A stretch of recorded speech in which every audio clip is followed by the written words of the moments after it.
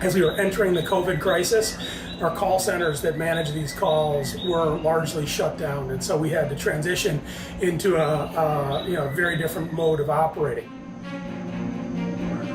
So from the 15th, within 10 days, everything was pretty much closed down.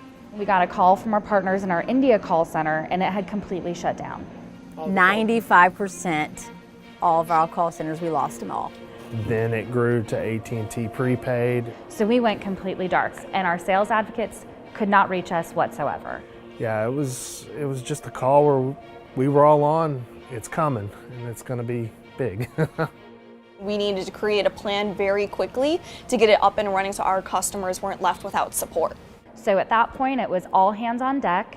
Who can we pull? We're pulling everybody from the field. TSM informed us that there were some call center issues and that we may have to step up and volunteer. I went from being an AT&T store manager to prepaid calling support. So the first phone call I made was to Holly Kraus and Richard Seymour and said, look, here's the opportunity that we have in front of us.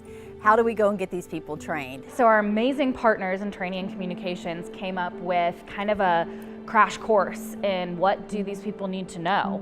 Within 24 hours, we had about 50 people trained to go live literally on Sunday morning. We had a short window for training. I want to say we had 2 days, and then we were up and at it. Then we realized our customer chats were starting to go down. So then those folks had to jump on an additional 6-hour training. It is exactly the same thing. It's just a phone in between you and the customer. Wasn't sure how it was going to go. Wasn't sure how it was going to work. It's kind of different going from customer facing to behind a computer screen. We had to set up both on Cricket as well as AT&T prepaid, how to deploy voice agents from working with telecom teams to setting up the queue to setting up phones. It was just crazy. It was crazy. I cannot even express to you guys how much work and how hard people were working to keep us alive.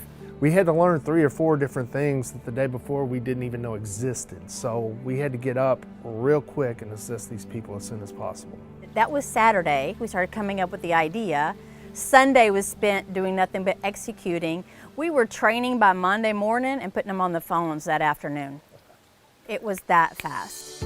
Yeah, we did it quick, we did it fast, and it was fun. Our retail innovations team and our IT teams created a special IT war room in Q Chat Messenger to help those people with those issues, and they were getting resolved like that. You guys there? And so across all the centers, everyone has really tried to see how could they get people in. Then once we got work at home, so it was all kind of happening at the same time.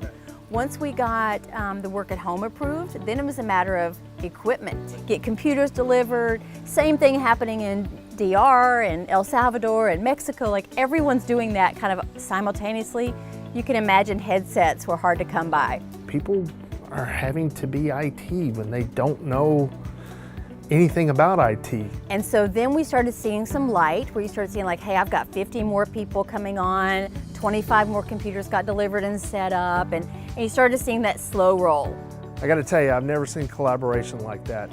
It was incredible. You'd think that your entire world's being turned upside down. You're now working from home, your kids are at home, your family's at home, you're all together, and it's a crazy time, and now your job is completely changed. We have people that actually care. They care about our customers, they care about our business, and we want to see everything stay afloat. Nobody complained. It was just the Cricket culture, as we always talk about. Let's get it done, and that's what we did. Honestly, we're seeing as good of results now from performance as we were in January before this was ever on anybody's radar. The best feeling in the world to know that the people you work around have got your back and you've got theirs. I don't know that there was a department that did not help us. Everybody stepped up.